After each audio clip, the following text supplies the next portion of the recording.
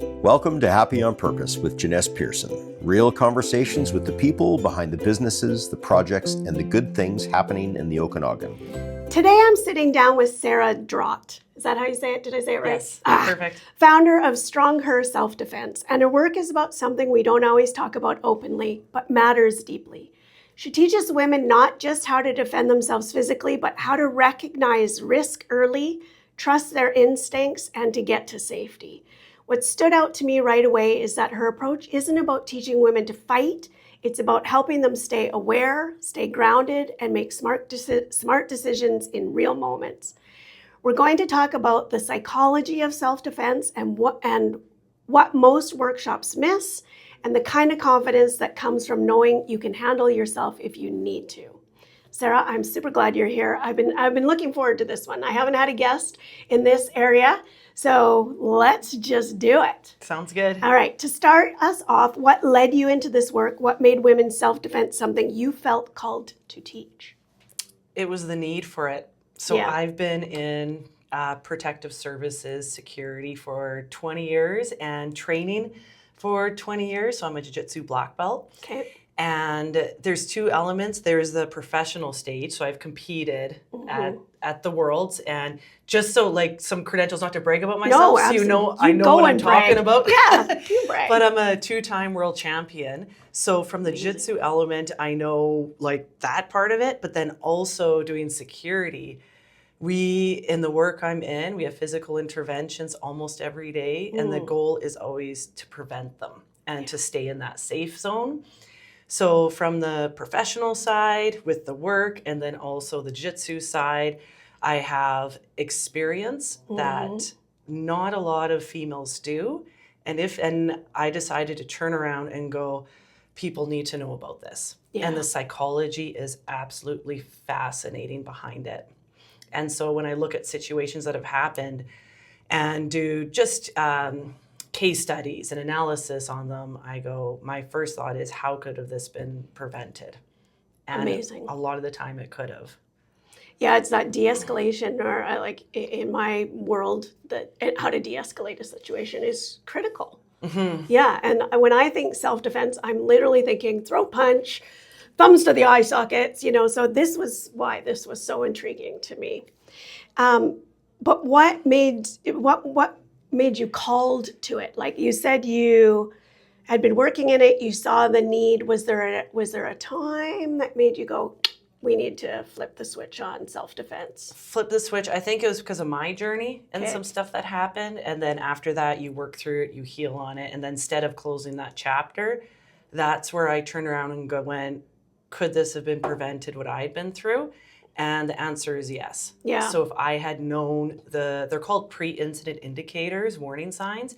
If I had known those, if I had known how to trust my intuition, if I'd educated my intuition, which is part of it, I know we get into that more during this interview. Yeah. That could have been prevented. Amazing. Yeah. What got you into just even jiu-jitsu and all the rest of it? So jiu-jitsu, I started training in 2005. Okay. And then my goal was to go in the RCMP. It's amazing because my sister did, which is great. So I have that connection, but my life led me somewhere completely different.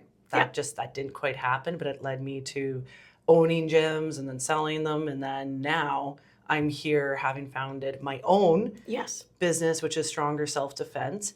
And honestly, I did it because it's a need. And all my workshops are filling up and my classes are filling up. So it shows that it's needed. And the response has been absolutely phenomenal. Yeah, amazing. When you first started, what did you assume self-defense was? And how has that understanding changed over time? Mine was the same, you mean like starting the martial arts? Yeah. Back then, like 2005, back in the day. It hasn't changed a lot until now. Like self-defense, you think of the movies, hitting, punching, kicking to get away. Just don't get to that second location. And using, for lack of a better word, the violence to get there. And I'm like, that will escalate the situation. But that's what I thought self-defense was. That's what almost everybody thinks of self-defense is, and you don't know until you know. And the second part of the question is, what has changed over time? What has changed over time is there's the physical elements and the psychological elements. And for me, through my work and my education in protective services, it's how do I get out safely? Yeah. So if I cannot even engage, if I notice something feels off or weird, I'm like, how do I get out safely? How do I avoid the situation? How do I learn how to trust myself? And so it's not even engaging. And like my logo, I didn't wear the shirt. We were online, I didn't have a shirt, but my logo is a triangle. So the top of the triangle is staying in the preventative stage, and that's listening to the intuition. That's a really big part of it. And the definition of intuition means silent guardian. And that is the mind, like the unconscious part of the mind processing everything before the conscious side has time to process it. So a good example is patterns. Like when we came to this location today, everything was normal. Got in my car, I came out, I looked at it. All the patterns were normal. All the people were normal, introduced themselves. So there's no reason for flags. But when we get a bad gut feeling about a person or a place, that is the unconscious flagging something's out of pattern. That is our intuition flagging, which means silent guardian. Something's off, pay attention. Pay attention really like that. And evaluate. Yeah, it doesn't mean freak out or worry or do this. It's pay attention. And a big discussion that we have in my foundation workshops is the difference between worry and actual intuition. So worry is if I left my house today and I'm like, what if someone attacks me? What if someone breaks into my car? What if someone worries? So worry's projecting. What if? Intuition is what is happening in this exact moment. Yeah. And being able, and that comes from something being out of pattern. So I'm listening to myself. Okay, something feels off. So an example is if I'd gotten out of my car to come into the station today, if I'd gotten out of my car and there's a guy looking at me, walking towards me, and he looks off, looks a little strange, then my intuition would be like, that's out of pattern, pay attention. That doesn't mean freak out. That means we need to evaluate. And so for me, staying in the preventative stage, how do I address that? And so that's what I teach in my workshops. And it's how I stand, how I hold myself. There's nothing to worry about yet. It's pay attention. And so if he approaches me and says, oh, whatever it is, do you have some change? Now he's testing me and I'm going to test him back. So stand tall, firm voice. And that assertiveness can be hard because I find, especially in upbringing, we're taught to be nice and kind. So this is the time to give yourself permission to have that firm voice, stand assertive, stand tall. So I'm saying I'm not an easy subject if that's what you're going for. So whatever he says, do you have some change? And I'll say anything that comes to mind. It's how I hold myself. Yeah. Like, why do you need change? Or something like that, testing him. And if he's like a nice person, be like, oh, I'm sorry. And then he'll leave. Or if he's looking for something more, to take my purse or to attack me, then they'll continue moving forward and be like, why are you so uptight? And start that gaslighting and stuff like that. So it's that how I respond, how I say to him, confident, assertive, doesn't have to be rude, but confident, assertive. And his response tells me everything. It's so true for women. We've mistaken assertiveness for being unkind or too direct or, not compassionate. And I'm all for all those things. But I love how you said that, listening to that silent guardian and addressing it with confidence. You can still smile, but firm, direct. And is that the time where you maybe start walking towards your door? Like, I'm always thinking, again, I was taught you never get between you and the door, right? You're always closer to the door than your client or, whatever. Because if things escalate, you want to be the first one out. So I would imagine that's sort of the next, you're kind of evaluating your environment. Yeah. Exactly. And that's definitely part of it, staying in the top of the triangle. Well, finish my logo. Like the top of the triangle is the preventative stage, right? So that's environment. And then the corner of it is get out safely. And then the last corner is and you'll see like the top and then the right side's to get out safely. And then The last side is like fight for your life if you have to. So we're still at the top in the preventative stage, and that's where I want everybody to be. And so you're talking about environment, because there's obviously the person of interest, which is the guy, but I also need to always be aware of the environment. And you're talking about the exit route. So if, let's say, if I've opened my car door and I'm standing there and he starts walking towards me, right away in my mind, I'm like, okay, I still have my keys in my hand. I can get in my car. First thing I'm gonna do is lock the door if he doesn't disengage. And this sounds like a lot, but it's just practice. So once you get used to that, it becomes second nature. And on the other side of that, when you get used to the what to do in the situation, it's so empowering, and how to read it.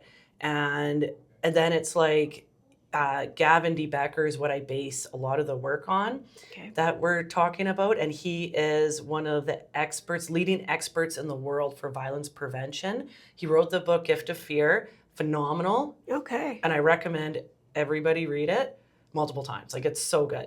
And he talks about all these things. So, and he says, like, if you know these things, right, all these tools, you can live a life nearly free of fear because you know what to look for. So if we look at the comparisons of someone that doesn't know what to do, I just got out of my car, guys coming out to me, I don't know what to do. What if he gets me? What if he attacks me? What if he takes my purse? What if this happens? And now it's fear-based. Now we're in the what if anxiety, da-da-da-da. Whereas if I've done some of the work instead of studying, and even like this is what my workshops teach, where I'm like, okay, I'm standing here, my car door is open, I still have my car keys, he's walking towards me, do you have change? And I'll say, no, I don't. Assertively, nice. If he disengages, we're good. If he comes closer, I actually need a ride. Can I have a ride with you? I know I'm getting in my car and I'm locking the doors before I drive away. I'm locking the doors so we can't open it. And so that second situation, you feel so much safer because I know what to do. So it's the tools. And it's also important to note that no situation is cookie cutter.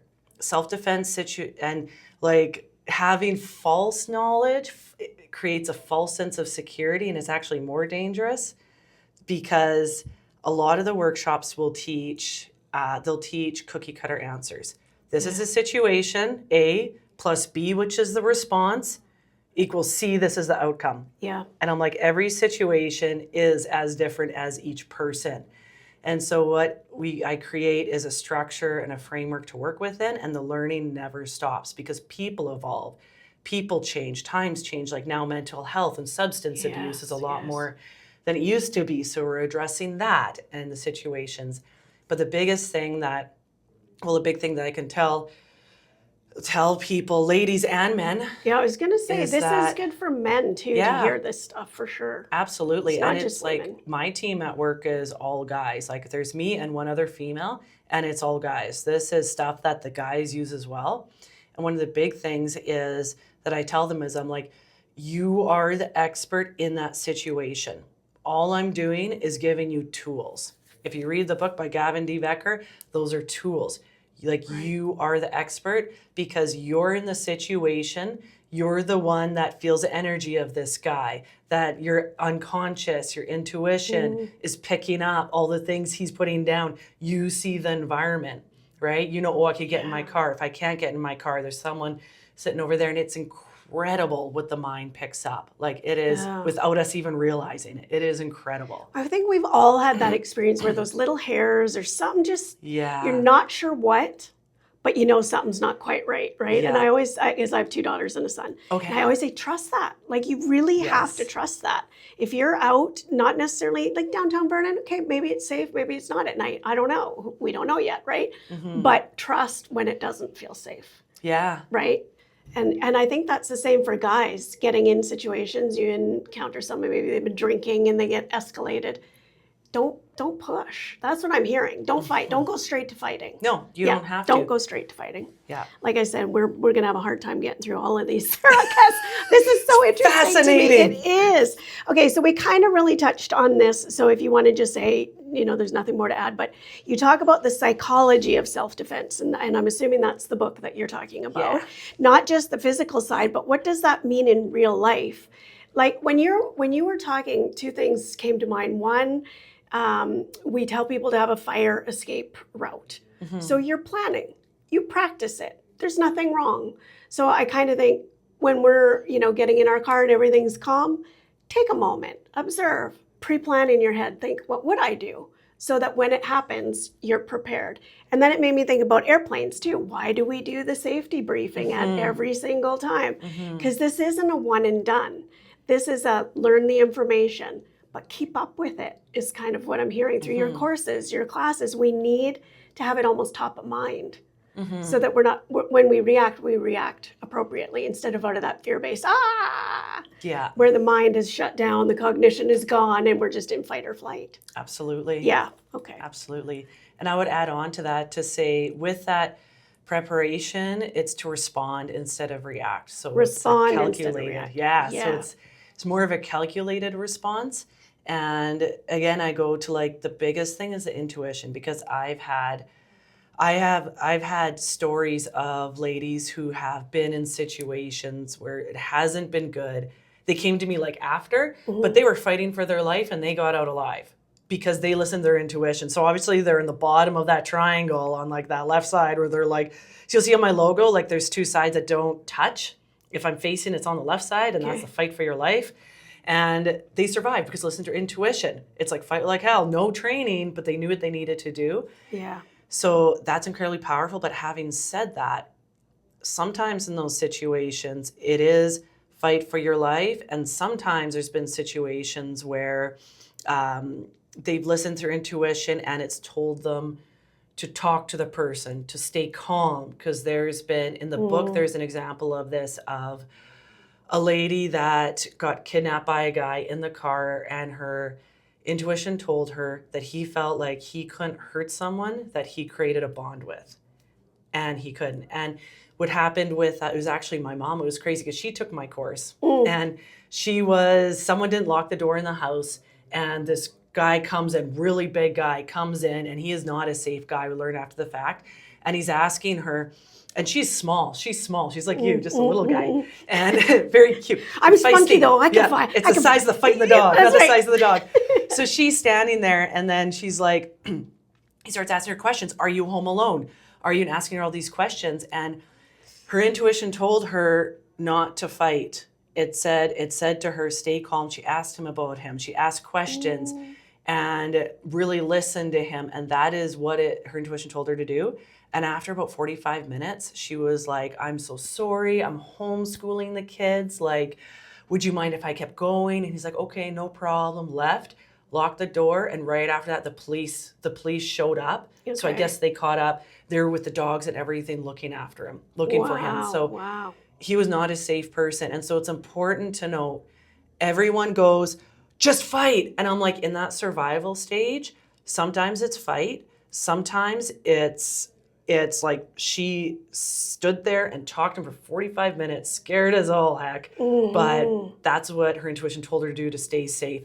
So whatever your intuition, like fight, flight, or even the fawn, just staying calm and listening to what the intuition says. And that's why she got out safely and alive, not hurt at all. And it's hard to wrap your head around because you think, I think it's quite an untapped concept, the self-defense and psychology behind it. Absolutely. And it's broader. So it's important to say, like, if my mom had gotten there and tried to fight this guy, that's what he wanted. But she just talked to him, asked him about himself, cared about him. And she got out alive, I mean, we have seen that on like shows with hostage negotiation or whatever, find a common bond, whatever. But I think the key here that I'm just hearing over and over is the intuition that you actually do know that, what do you call it, the silent guardian. Silent guardian. Yeah. For that exact reason, we will be guided. Where does that come from? Where is that, like the psychology of that intuition being a guardian? So it's from the root word, which is tuere, Tuere, and it means to guard, to protect. And it's really interesting because intuition is also something that has to be educated, which is fascinating. Like, when you move into a new house and there's these noises when you're trying to go to sleep, and the first couple nights I'm like, I'm not going to sleep because these noises. And then they become normal, and then you can sleep through the night. That's you educating the intuition. So because patterns. That's what you patterns. said. Patterns. We're going into patterns. And like I'd say majority of the time, this is my personal Sarah fact opinion, we live through life watching patterns and going, okay, this is wrong, this is right, this is like, you feel when something's off, but sometimes it does have to be educated. So an example is a lady that gets out of a very traumatic relationship and now she's in a healthy one and it feels weird. Yes. Because it's not charged, I guess, for the, But it's not normal. It's not normal. The dysfunction was normal. Yeah, so she has to re-educate. Correct, yeah. And so, like, it is as simple as trusting your intuition, but it's also, there's an element of educating as well. And I'd say trusting has more weight on it because we're watching so many patterns and so much of life is normal patterns, but there is an element of educating. And that's why a big discussion in our workshops, I bring it up again, is the difference between worry and anxiety and what's actually happening around you. Because so many people are just worried, what about this? What about this? What about this? But that worry and anxiety can take away from me being in this situation, what's actually going on. And if I'm fully present in the situation, then I'll be like, okay, that's off or this is off. So it is more complex, but I also don't want that to discourage people or deter people. It is and it isn't, right? Yeah. So it's just that element of realizing there might be some education in there. And even the knowledge, just the knowledge. You come to your course, you learn about it, it plants the seed, and then you can come back. Do you recommend refreshers? Like, do people take your course and then maybe once a year? Yeah. So I run what's called a foundation series. So that is 4 classes over 4 Saturdays. And they're 2-hour classes. Half are the physical techniques and half is the psychological element. With the psychological element, the ladies have homework. And it's like, all I do is create a framework and they go home, they do the homework, and they can share their thoughts on it or they can pass. So there's zero pressure. Okay. But the neat part about that is every single group is so different. So I've had ladies come back for refreshers and they're just like, every group has something different. And in the psychological part, I'm constantly learning and staying updated. And we circle back to the violence part of it because a lot of self-defense workshops, and this is what sets mine apart through my experience. If someone grabs your hair, self-defense workshops will commonly teach, okay, you should kick and punch to get out. And it's like, if they are under the influence or mental health, they do not feel pain, not commonly. Punching and kicking will escalate it. And I teach techniques of how to disengage safely. So fascinating. That's where doing like the refreshers are good because I'm like in the techniques, you need to refresh those and keep them up to date. But even if people can come to one set of workshops, it also can be enough. That's how I've designed it. It can be enough for them to still move forward. Because I have people coming in from Calgary and out of town to the workshops. And it's like, it can be enough. And again, the goal is to stay in that preventative phase. And it's like a starting point. For them, I'm like, here's more resources, but this is your starting point. I want to open doors and get them thinking differently. I'm like, I'm not teaching you everything. You can't ever know everything. Yeah. But the people that come, they're like, this is so fascinating. It is fascinating. Right? My mind is like, I'm way ahead of you on else, but I know I got to stay on this. I think we've actually talked about almost all of these in a certain way, but this one is good. A big part of your work is helping women stay in what you call the preventative zone. We talked about that. But what does that actually look like day to day? Because I didn't want people to feel like they have to be hyper vigilant all the time. Yeah. So the day to day, how does this work? Mm-hmm.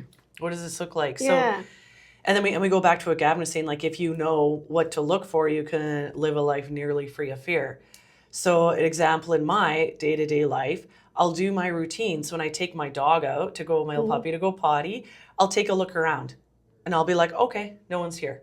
That's fine. I'll take her down and go potty. Or I live in a townhouse. So if I take the garbage out and there's a guy there, I'll look straight at him and they'll calmly nod. Okay, I know it's good. So those cues, right? Cues, you know what to look for. And it's the scanning. And then it's like, and it's just best way to explain it almost for me is just like a scan and seeing where, like, taking the garbage out, I look, he nods, that's his way of saying it's all good. Or if he starts approaching me and coming at me, I'm like, hey, now I need to address it. So with the intuition and addressing things and looking, if something feels out of place or if that warning sign goes up, it doesn't mean freak out. It just is like, pay attention. Like, this just needs a little more observation. This just needs more attention. That's all it is. It's still calm. Creepy guy, this just needs some attention. He walks the other way. Great.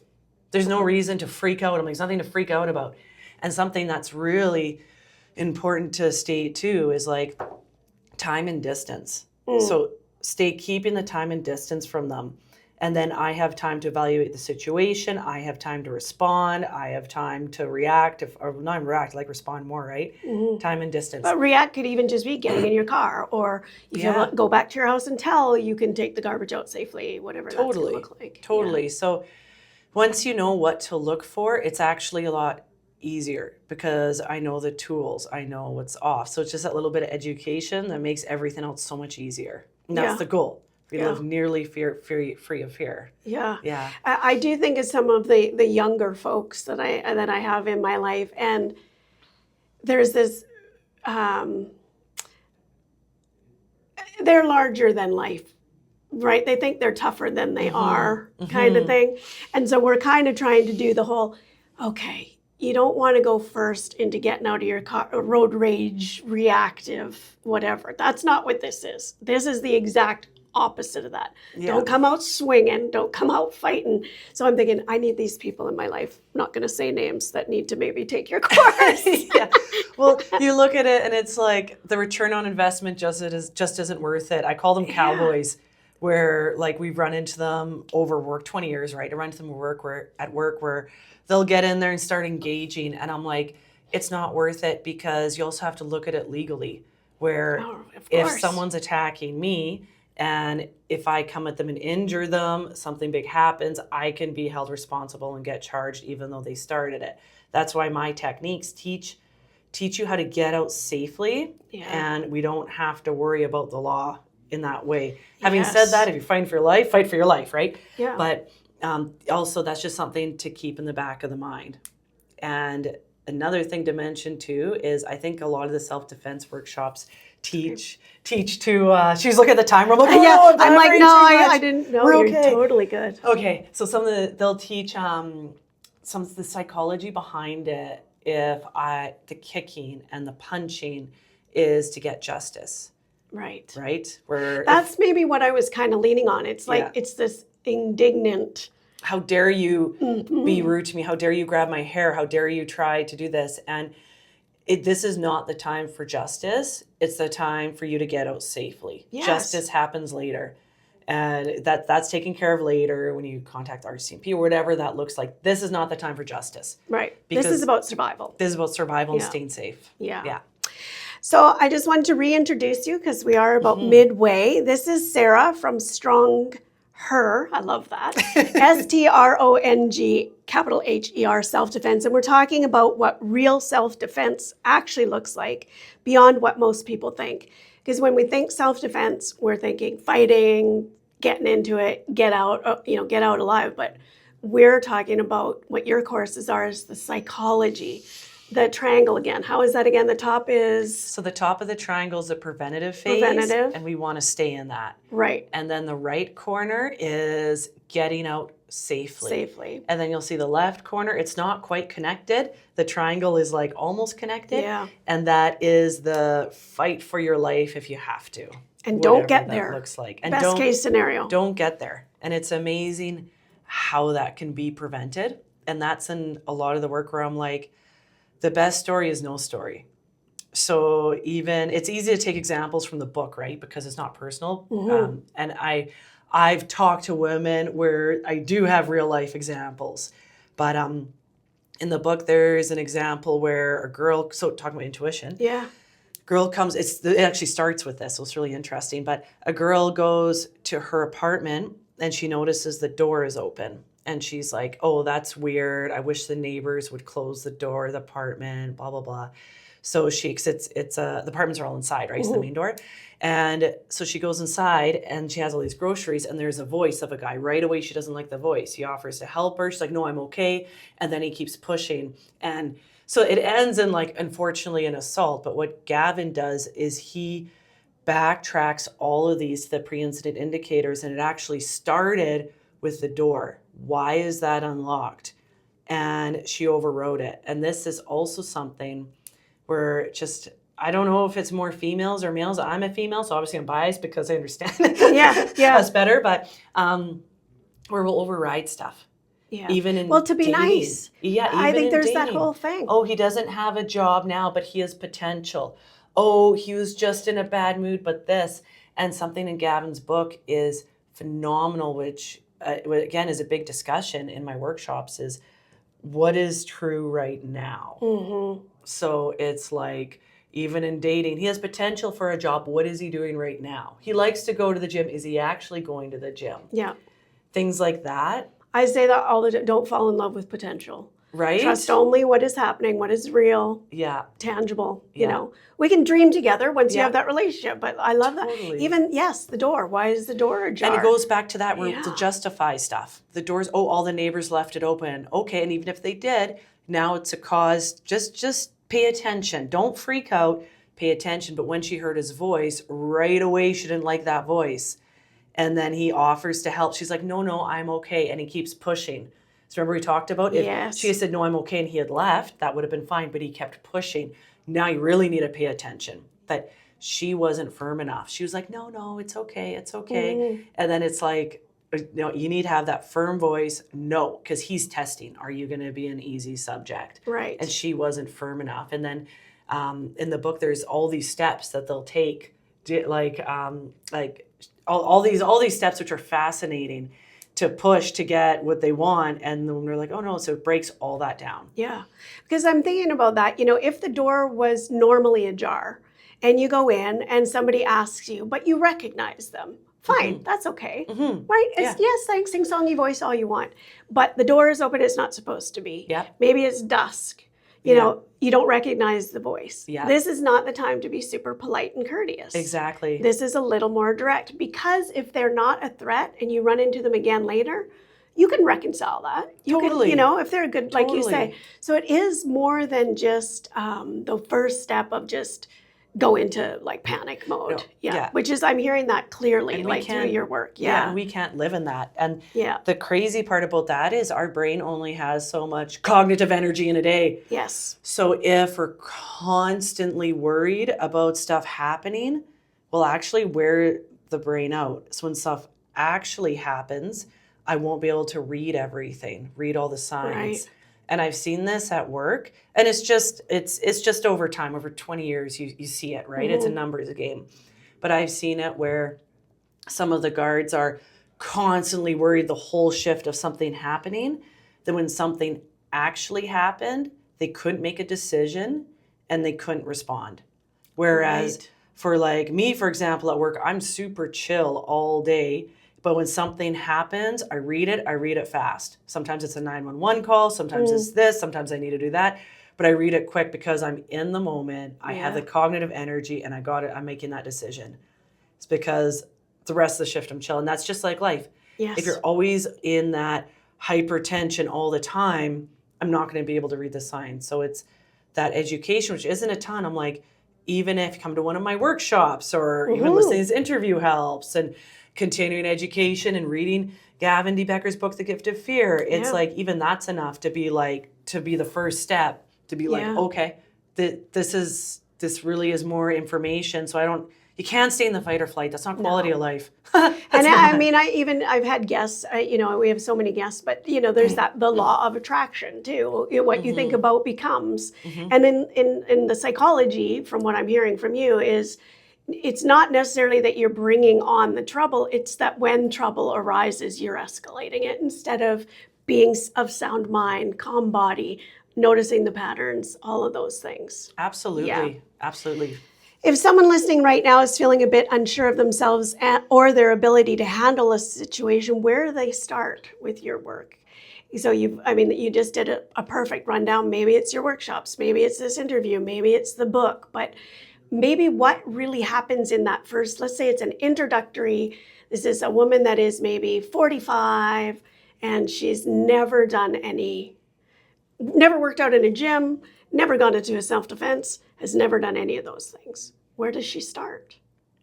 I would say start with, I have a couple answers. I'll just say all the things I'm thinking of. Sure. I would say to start in this moment right now. Obviously she's listening to this interview because this is something that's on her mind. And I would say right away in this moment, realizing that intuition is built into us. And if she's made it through 45 years of life, she can recognize patterns. She recognizes when stuff feels off. And I would say to trust herself in that. Yeah. To trust herself in that and to have confidence in that. And the next is to give herself permission to say no and to be assertive. So there's a time that in our lives that might be rude. This is not that time. Yeah. So I'd say that's 100% the first step. I really, really like that, because we're not talking about just every man that you've never met before, assessing the situation, whatever. There's cues. There's cues. There's situational cues. Yeah. Yeah. And I think we don't always trust ourselves. We override it, right? The door's unlocked, like we talked about, and it's like, oh, it's okay. Or a guy is asking, do you have any change? Oh, no, I don't really have any right now. And I'm like, am I being rude? Or we'll second guess stuff, we'll justify stuff. And it's like, no, listen to your first. Yeah. And you can keep walking. You can say Yeah. no and just keep moving on. You don't have to stop and explain. No is a complete sentence. It is. It is. Yeah. So before we wrap up, I just want, maybe can you walk us through what your workshops, how many do you have? You said there is one that's the foundational one that's 4 weeks. Yeah. And then what else do you have? Oh, thank you so much. I was like, I can't forget to mention this. Yes. So I run community self-defense workshops. My next one is in October, but my website, StrongHer SelfDefense.com. You can look it up on there, and I run a couple a year. The community self-defense workshops are participations by donation. So however much people can pay, if anything at all. And all those proceeds either goes towards a non-for-profit that we choose for that workshop, and it also goes towards sponsoring women for the foundation series that have barriers to attending. Okay. And because I believe that every single woman that deserves to feel safe, and we have never turned away one yet. Every single one that's wanted to come has been able to. And the introductory workshop is around 90 minutes. Okay. And I go through the goal is just a ton of stuff. And every woman that walks off those mats leaves with something. That's how I've designed it. And if that's enough for them at that time, fantastic. That's so great. Or if they decide to continue training, I have my foundation series, which is 4 classes over 4 Saturdays. And again, like we talked about, has a physical and the psychological element. And I also just started running in Vernon, BC, ongoing kickboxing classes. Amazing. Because I found after the self-defense workshops and the intro workshops, the girls were like, but Sarah, we made all these friends and we've been through all this together. You can't just leave us hanging. Right. And I was like, you're right. And the kickboxing, again, is another form of not just self-defense, but it's also the empowerment, the community, and it attracts the most amazing women. Yeah. It's so I think great. even just you surround yourself with those people. I love that you said empowerment, because I was trying to think of the word, but even when you know that you could, the goal is to never get to that fight space, but having the self-esteem and the empowerment to know if it got there, you'd be fine. Okay. Yeah. Yeah, you'd be good. That's the And goal. also you are in our Vernon Enterprise Challenge. I am. So I'm one of the finalists. May 7th, that's coming up on Thursday. And I am so excited about it. We're working on my pitch, and I have my mentor, Chris Fuller, and she's a genius. I'm interviewing Chris too, actually. She is a genius. We even through this challenge, what it's done for me, the classes have been phenomenal. Chris is she's absolutely phenomenal. Yeah. So I'm really, really excited. I just sent in my slideshow this morning because they overview it. But what I'm most excited about all this, I guess it ties back to your first question, is why do I feel called to do this? And it's humbling to look at my entire life and all my experiences and all my work professionally on the mats in the world.